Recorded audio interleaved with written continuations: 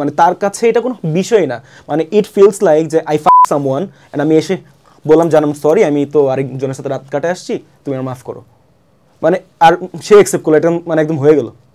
এটা তো totally unacceptable আমার জন্য। আমি অ্যাকসেপ্ট করতে পারতে, মানতে পারতেছি না, আমি মানে এটা যে নিয়ে আজ ভাবতে পারতেছি না। আমার নাম হচ্ছে মোহাম্মদ রিফাত হলাদার, আর আমি থাকি ঢাকা খিলগাঁতে। আমি একটা সেকেন্ড হ্যান্ড কার ব্যবসার সাথে আর কি জড়িত। যখন আমি 2016 সালে গাড়ির ব্যবসা স্টার্ট করি, তখন আল্লাহর রহমতে অনেক আমি লাভবান হই। ওইটা থেকে আমার ঢাকা মদনপুরে একটা জায়গা আর হচ্ছে সোনারগাঁতে হচ্ছে 2টা ফ্ল্যাটের আমি দেই আর কিস্তি এখন স্টিল চলতেছে। তো আমার মার মানে সেকেন্ড ম্যারেজ হয়েছে। তো আমি এখন আমার মা, আমার 3টা ভাই বোন, মানে ওদের সাথেই থাকি। এক কথায় এগুলো হচ্ছে আমার লাইফ, মানে এক কথা হচ্ছে আমার নিজের বাচ্চার মতন। কারণ আমার যখন বয়স হচ্ছে 14, তখন আমার ছোটো বোনটা দুনিয়াতে আসছে, বাট আমার বাবা মার আমি একা। তো ওই দিন থেকে আর কি আমি আমার মানে লাইফে যে একটা ভাই বোনের একটা মায়া, সেটা আমি বুঝতে পারছি। তো আমারই সামনে তো চোখ খুলছে, তো খুব আদর করে বড় করছি। এরপর আরেকটা হয়েছে বোন, এরপর আরেকটা হয়েছে ছোটো ভাই। এই হচ্ছে ফ্যামিলি। আমার টোটাল ফ্যামিলিকে আপাতত টেক কেয়ার আমি করতেছি। তো যখন 2022 সালের লাস্টে আমার মা খুব অসুস্থ হয়ে যায়, তো আম্মা বলে যে ঘরের মধ্যে এখন একটা মেয়ে দরকার। স্বাভাবিক, আমারও এখন মানে মোটামুটি আমি আছি, তো বিয়ে করা যায়। তো ভাবলাম যে গ্রামের একটা মেয়েকে বিয়ে করি, জাস্ট মানে সংসারটা সামলে আমার সাথে একটু জাস্ট মানে হ্যাপি থাকলে আলহামদুলিল্লাহ। আমার মাটাকে দেখবে, আমার সংসারটাকে আগলে রাখবে, আর আমি সবাই আগলে রাখবো, এই টাইপের একটা মেন্টালিটি নিয়ে আমি করলাম কি এখন ম্যারেজ মিডিয়া গ্রুপ। তো ওইখানের মধ্যে আমি আপলোড করি আমার পিকচার সহ আমার ডিটেলস।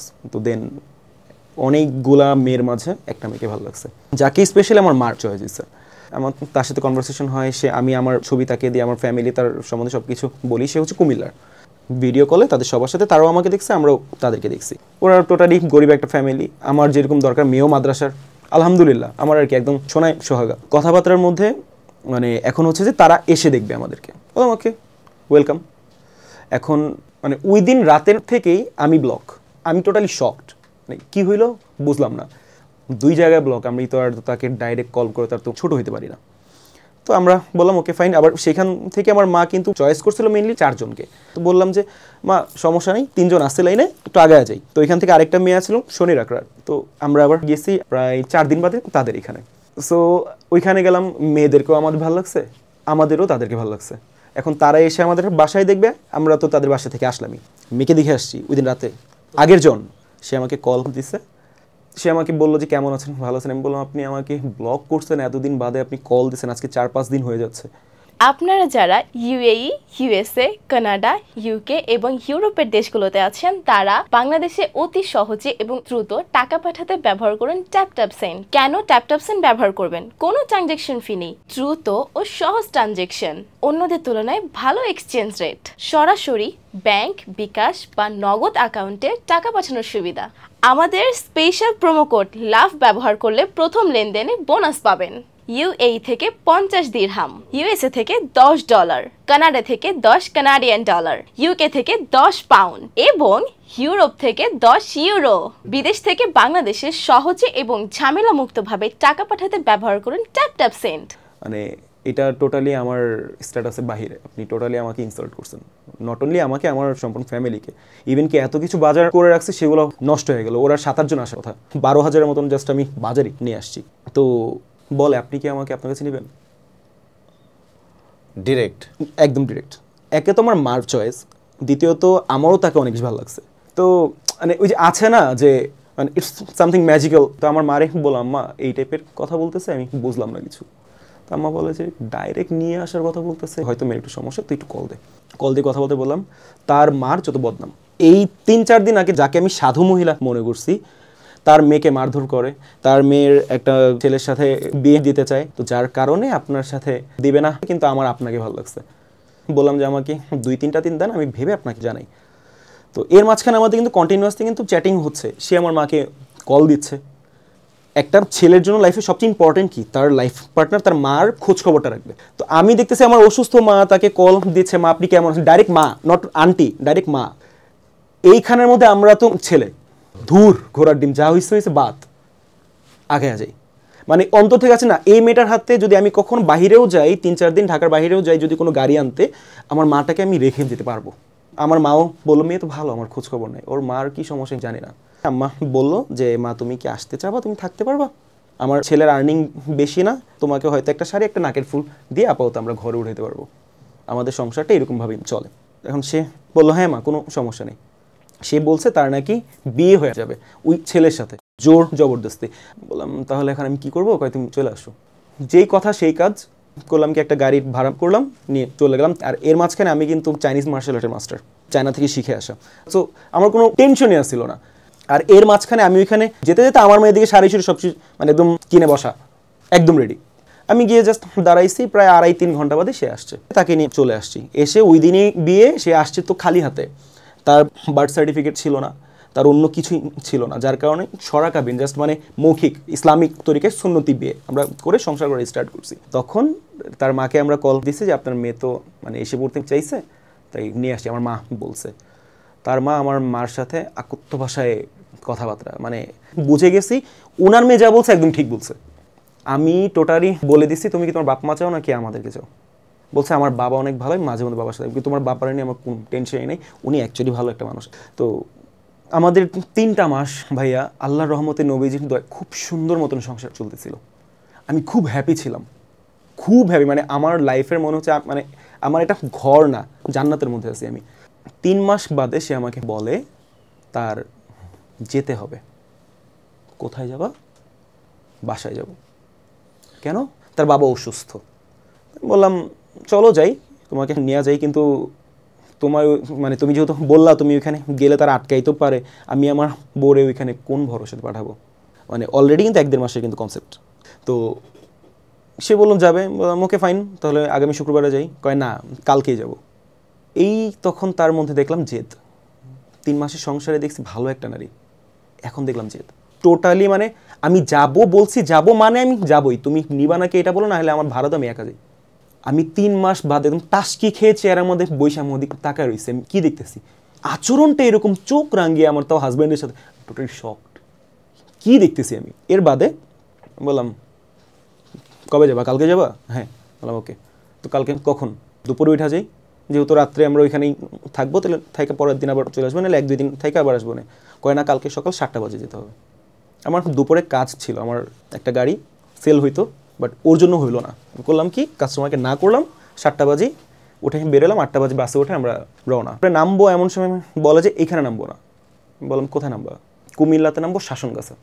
ওইখানে আমাদের একটা উকিল আছে, ওই আমাদের জায়গা জমির একটা মামলা নিয়ে কথাবার্তা হচ্ছে ওনার অফিসে, তা আব্বা ওইখানে আসবে, ওইখানে এখন ওই দিকে গিয়ে খামাখা তো রিস্ক নিয়ে তো লাভ নেই। কুমিল্লা কোর্টের সামনে আমাকে নিছে, বলছে তুমি একটু দাঁড়াও, আমি আব্বার সাথে দেখা করে আসি। তার মা সামনে দাঁড়ানো, তার মামা আমাকে বলছে তুমি কোনো টেনশন নিও না জামাই, আর তাকে নিয়ে ভিতরে ঢুকছে। আমি দাঁড়ানো প্রায় 3-4 ঘন্টা, আর এতক্ষণ তো আমার তো কলেজাতে একদম পুরো একদম শুকায়, বোরে নিয়ে এক ভাগা গেল নাকি ওরা। বাদে ওরা আসছে, মনে একটু শান্তি আসছে, একটু ভরসা আসছে, করলাম কি ওরে নিয়ে আবার ঢাকাতে চলে আসলাম। সে বলে আবার আগামী মাসে আসতে হবে, এমন একটা অবস্থা। তখন আইসা আগামী মাসে যেতে হবে, তখন তার কিন্তু প্রায় 2.5-3 মাসের সে কনসেপ্ট। আসছি ওই একই অবস্থা, উকিলের এখানে যাইতে হবে, তুমি একটু দাঁড়াও। আমি দাঁড়ানো, কিন্তু ঘটকা লাগছে। এখন ভিতরে যাওয়ার বাদে অনেক জায়গাতে আমি খুঁজছি, সেকেন্ড টাইম আমি খুঁজছি কোথায় কোনো অফিসে আছে কি না। তো আমি ওইখানেও গিয়ে দেখছি ওরা নাই কোথাও। আমি ভাবলাম হয়তো কোনো সাইডে গেছে, আমি দাঁড়ানো 2টা-2.30 সে তারা চলে আসছে। আমি নিয়ে তার খালার এখানে উঠছি সেকেন্ড টাইম, তার খালার বাসায়। তার খালা খুব ভালো আপ্যায়ন করছে আলহামদুলিল্লাহ। আমার জাস্ট একটা ইঙ্গিত দিছে যে তুমি একটু খোঁজ নিও ভালো করে। আমি তখন বুঝি নাই সে কী বোঝাইছে। আমি বলছি আন্টি ওর মার সম্বন্ধে আমার কোনো খোঁজ নেওয়ার দরকার নেই, আমার বউ আছে, আমার বাচ্চাটা আসতেছে, আলহামদুলিল্লাহ আমার সংসার বিন্দাস, আমি কোনো মতে খায়া পড়া বেঁচে থাকলে হয়েছে। প্রায় 2 মাস বাদে, তখন আমার ওয়াইফ কিন্তু 5 মাসের কনসেপ্ট। আমি এমন একটা হাজব্যান্ড, তার যাতে ঘুমাতে যাতে প্রবলেম না হয়, আমি নিজের মাথার বালিশ তাকে দিয়ে দিই তার পায়ের নিচে, তার 2 পায়ের নিচে আমার কোল বালিশ, আর তার দোনো হাতের নিচে আমার দোনোটা বালিশ। এবং বালিশ ছাড়া ঘুমাইছি প্রতিটা রাত, বাচ্চা ভাড়া করতে, রাত বিরাত বমি করে বিছানা ভাসাই দিত। আমি নিজে তার বমি সাফ করছি, জানেন, যেই বালতি মগের মধ্যে সে এগুলো করতো, আমি সেগুলো নিজের হাতে সাফ করতে পারি। আমার মা তো করবে না, আমার ভাই বোনগুলো তো করবে না, আমি সাফ করছি, আমার দায়িত্ব। সে কান্না করতো, সারা রাত বুকের মাঝে নিয়ে চুল হাতে দিতাম, তেল মেল দিয়ে দিতাম। একটা মজার কথা কি জানেন, সে কিন্তু রান্না জানতো না। সে বলছে আমি বিয়ের বাদের দিন আমি লুকায় নিজে রান্না করে দিয়েছি, আমি খুব ভালো রান্না করতে পারি। রান্না করে আমি বলছি যে এটাও রান্না করছে। আমার মা তারে নিজের হাতে খাওয়াই দিছে। তার যখন যা লাগতো, যে আমার এখানে ব্যথা করতেছে মাথাটা টিপে দিতাম, তা আমার ব্যথা ভুলে যেতাম, সারাদিন কাজ করে এসে তার সেবা করতে ব্যস্ত থাকতাম, কারণ তার গর্ভে আমার সন্তান। তাকে অনেক আদর করছি, অনেক ইয়াম করছি। যখন আমার বেবি হবে ভাব, তখন সে বলছে যে আব্বা আম্মা কল দিছে, কালকে যাইতেই হবে। সে যখন অসুস্থ ছিল তার বাপ মা কিন্তু তাকে দেখতে আসে নাই, না আমাদের বাসায় না হসপিটালে, কিন্তু তার বাপ মা ওইখানে রাখলে সে কিন্তু যাচ্ছে, আর আমি তাকে নিতে বাধ্য। আমি বললাম ওকে ফাইন চলো। আমরা গেলাম ওই কোর্টের সামনেই, তার বাসায় কিন্তু যাই নাই। আমি করলাম কি, তা এইবার আর না দাঁড়ায় তাদের পিছু নিলাম।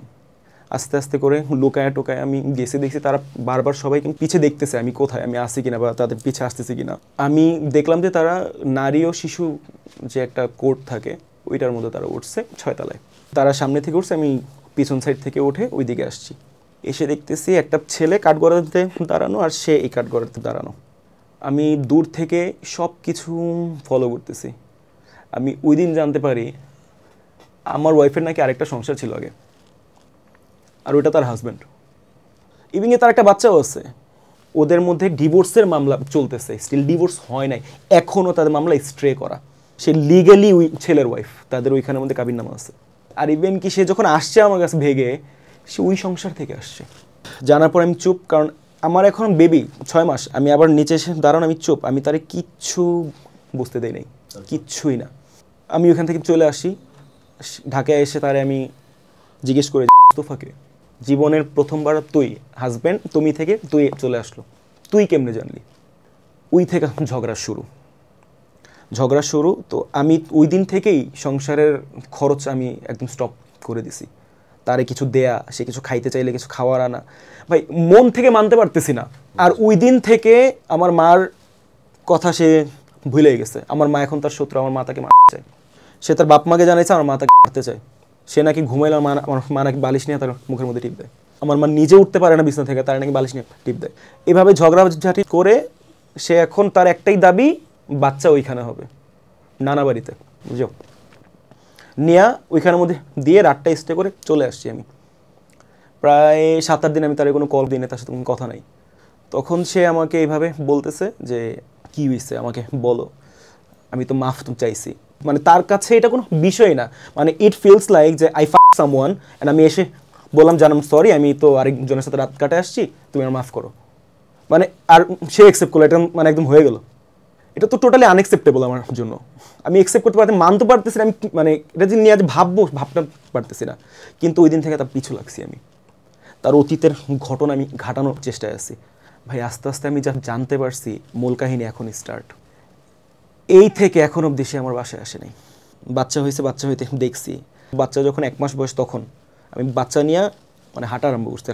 আমার বাচ্চা আমি রাখবো, তোমার আসতে ইচ্ছা হইলে। ভাই এখন এমন একটা সিচুয়েশন মানে হয়ে গেছে, আমি আসলে মেনে নিচ্ছি, কিছু করার নাই।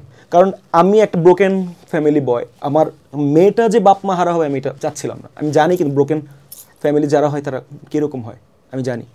আমি বাচ্চাকে জোর করে নিয়ে চলে আসি, তার পিছে পিছে সে আসছে। 2 মাস আমি তাকে রাখছি আলাদা বাসায়, তোমার আমার মার সাথে থাকা লাগবে না, তুমি আলাদা বাসায় থাকো। আমি ওরে মাফ করে দিছি, আবার আগের মতন ভালোবাসার চেষ্টা করতে, বাট আসে না। চেষ্টা করতেছি, আস্তে আস্তে 2 মাস রাখছি, সে ওইখান থেকে ভেঙে গেছে বাচ্চা নিয়ে। এখন দেখতেছি সে আবার লাইফে যাবে, তার আগের হাজব্যান্ড। তারা আবার কমিউনিকেশন করতেছে, সে আমাকে বলতেছে। এগুলা নিয়ে যখন আরও ভালোভাবে ঘাটি, আমার এগুলা ভালো লাগতেছে। আমি বলতে তুই আগের হাজব্যান্ডের কাছে, মানে বুঝলাম না, আমার একটা বাচ্চা আছে, তুই আগের হাজব্যান্ডের কাছে। আমি করলাম কি, তার আগের হাজব্যান্ডের এখানে গেলাম। আমার তো ইচ্ছা ছিল ওর বাসাতে ঠুইকা মারমো, আমার ইচ্ছা ছিল। কারণ সে আমার কাছে একটা এনিমি, কারণ তার আগের হাজব্যান্ডের সে অনেক ব্যাড জিনিস আমাকে বলছে, খাইতো, তাকে মারছে, অনেক করছে, তাই সে আমার কাছে ভাইগা আসছে। তো সে তো আমার কাছে একটা এনিমি, যে তুই আমার বোর গায়ে এরকম করছোস, এরকম অত্যাচার করছোস, আর তুই খোর। এইটা তো একটা জিত ছিলই, এখন আবার নতুন যে তুই আবার আমার বললে কানেকশন করতেছিস।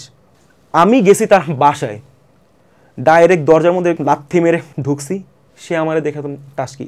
আমি তো গিয়া তার কলার মলা ধরে এই গালিগুলি, তুই আমার বললোকে যোগাযোগ করিস, মানে আমার বাচ্চা আসছে, তুই আমার সংসার ভাঙতে চাইছিস কিখানে? কবে আমি তো কোনো কথাই বলি না, মোবাইল দেখান। অলরেডি সে আরেকটা বিয়ে করে বসা, তার ঘরে বউ। ওই দিন আমি সারাদিন খাই নাই, সে নিজে খাওয়াইছে তার বাসায়। সেটা কি নেশাখোর, সে স্মোকিংও করে না। আর তার আগের হাজব্যান্ড হচ্ছে ভাই টু মাচ রিচ, তারা একটা এলাকার মালিক, একটা এলাকাতে 7-8টা বিল্ডিংয়ের মালিক না, পুরো একটা এলাকার মালিক তারা। তার মোবাইলের কনভারসেশন 1.5 বছর আগের কী কী ছিল সে সেগুলা দেখাইছে আমাকে। 15 লক্ষ টাকা তার হাজব্যান্ডের থেকে তারা নিছে। কেন? তারা বাড়ির কাজ ধরবে। সে ওইটা তো খাইছে, আবার সে ওইখান থেকে আসার সময় 9 ভরি স্বর্ণ নিয়ে আসছে। সে ওইখান থেকে ভেগে এসে স্বর্ণগুলা রেখে সে আবার তার হাজব্যান্ডের বাসায় গেছে, দেন ওইখান থেকে আমার কাছে আসছে। ছেলে সব মামলার নথি সব আমার দেখেছে, ভাই দেখেন এই যে মামলা। আর আমি এখনো মামলাতে যেতে চাচ্ছি না, কারণ আমার বাচ্চাটার লাইফ আমি স্টিল চাচ্ছি না নষ্ট হোক। আমি চাই সে যদি না আসতে চায়, গুড, আমার বাচ্চাটার আমার দিয়ে দে। তুই যদি অন্য কারোর কাছে যাস, তুই আমার মেয়ের লাইফটা নষ্ট করিস না। আমার মেয়েটারে আমার দিয়ে দে। আমি সমাজের সবার সামনে বলতেছি, আমি এই লাইফে কখনো বিয়ের নাম মুখে নিব না। আমার মেয়ের জন্য আমার জিন্দেগি আমি পার করবো, সিরিয়াস। যদি আমাকে বলে কোনো কোর্টে দাঁড়ায় একদম স্ট্যাম্পের মধ্যে একদম জজের সামনে সিগনেচার দিতে যে আমি লাইফে কোনো বিয়েই করবো না, করবো না, আমি মানে নিজের একদম টিপসই সহ আমি দিয়ে আসবো, সমস্যা নেই। আর আইনেও বাচ্চা মা পায়, কিন্তু এরকম নারীর কাছে থাকলে আমার বাচ্চার জীবন নষ্ট হয়ে যাবে। আমি শুধু আমার মেয়েটারই চাই।